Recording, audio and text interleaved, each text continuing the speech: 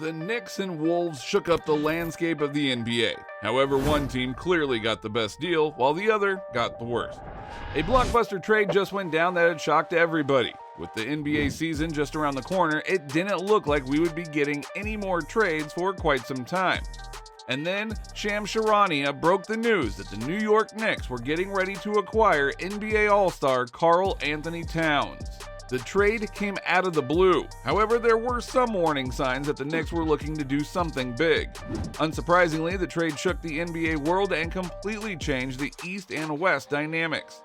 Some fans were elated, while others scratched their heads, wondering why their franchise would go along with something like this.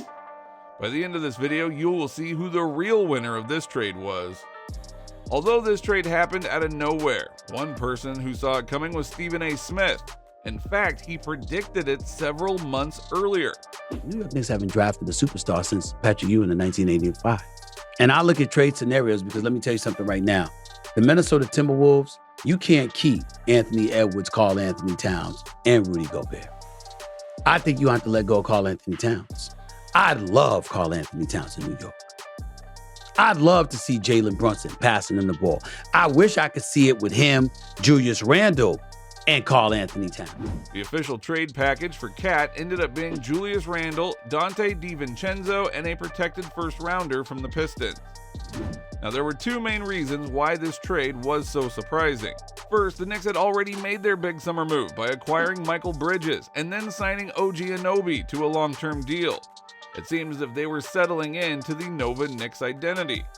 The other reason why the trade seemed random at first was the fact that the Wolves were coming off of one, if not the best season in franchise history. KAT and Gobert finally figured out how to play together, and Ant was looking like a future superstar. But things changed quickly in the NBA. Two things happened that caused this trade to come about. The Knicks needed a center, and the Wolves management wanted to save money. But there are several question marks as to how well KAT will fit in New York. At the top of the list is how well Towns can hold up as the rim-protecting defensive anchor of a Tom Thibodeau defense. What worked in Minnesota is that the defensive role fell to Rudy Gobert, allowing Towns to play 4 and be hidden a little on defense. Although KAT has improved his defense, he has a habit of getting into foul trouble, which could come back to bite the Knicks, seeing that they lack big man depth. On top of that, the Knicks are losing one of the best role players in the game. DiVincenzo was a crucial part of their bench and a fan favorite. He was one of the best volume three-point shooters last year and had several big moments in the playoffs that made the city of New York fall in love with him. The Knicks starting 5 can hang with anyone: Jalen Brunson, Josh Hart, Mikal Bridges, OG Anunoby, and Towns. However, with the loss of DiVincenzo, the bench depth is looking suspect. Miles Deuce McBride now has a lot on his shoulders, and once Robinson returns, that will help. Some combination of Precious Achiuwa, Cameron Payne, Jericho Sims will all get their chance. But last year, the Knicks made a name for themselves because of their depth. Whenever a player went down, another was waiting to step up and not only fill their role, but play beyond their means. With the addition of Bridges, it was thought that the Knicks won't have to rely on role players as much now. With Randle and Donte gone, they are back to hoping that some of their bench guys have career years once again.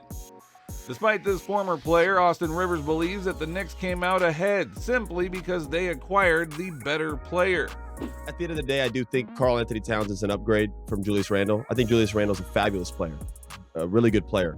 But Karl Anthony Towns is, I think, a different level.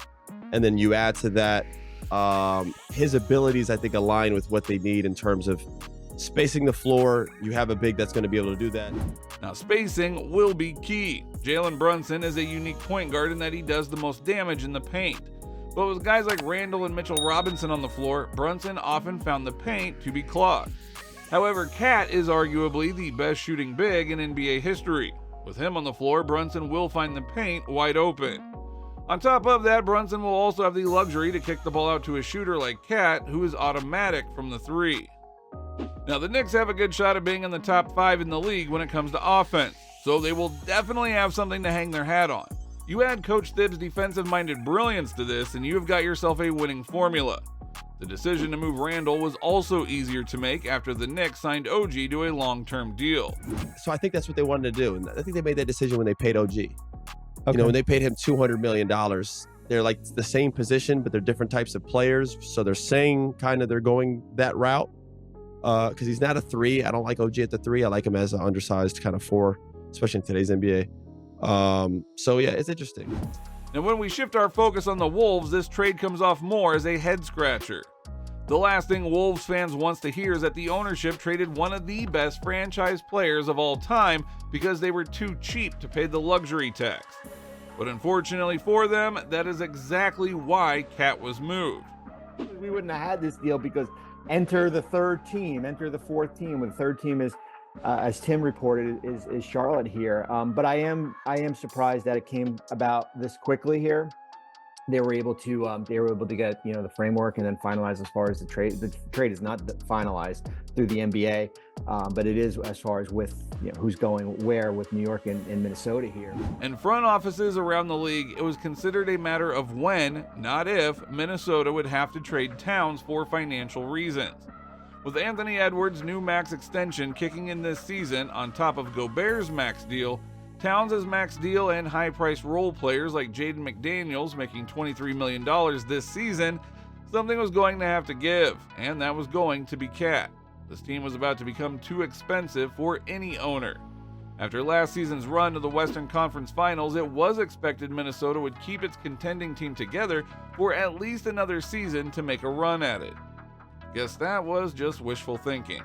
However, this trade should keep the Timberwolves near the top of the West for at least another season. It also saves money. Randle and DiVincenzo combined make about $9 million less than Towns. But the crazy thing is that Randle is up for an extension next year. He could very easily walk if he doesn't get the money that he wants. And if that happens, you just traded the second best player in your franchise history for Donte DiVincenzo. And then on top of that, when you have a player like Anthony Edwards, you would think you'd do anything to make his life easier, but the opposite happened. Ant already was complaining about the Wolves' spacing with Cat and Gobert, but the spacing just got worse.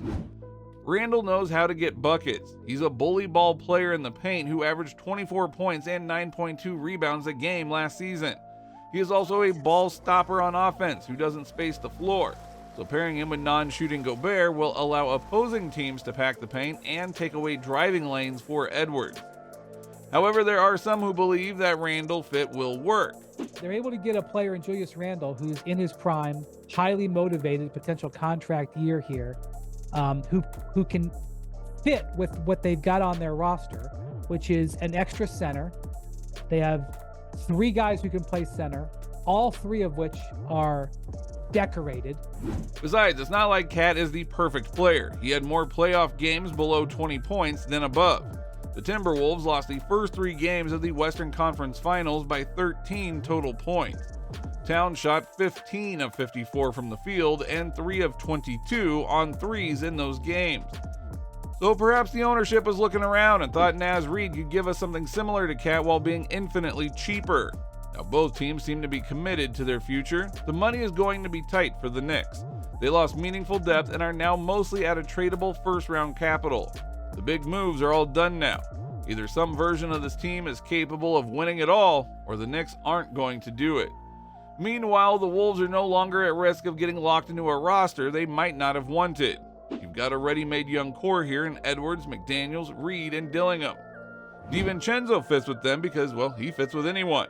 If the Timberwolves need to go younger at some point, they are free to do that too. Plus, they got out of the Towns money. I actually liked it more for Minnesota because they got out of that Towns money. And I don't know if the way the team was constructed with the ownership in flux, with how much money they're going to have to spend on Edwards, they have to keep Gobert, just in general, then to pay Towns $220 million for 4 years when I don't know what your ceiling is for him. But in the short term, it did make the Wolves worse. They had plenty of hype coming into the next season. Some even thought them to be title favorites, but all of that has been reset.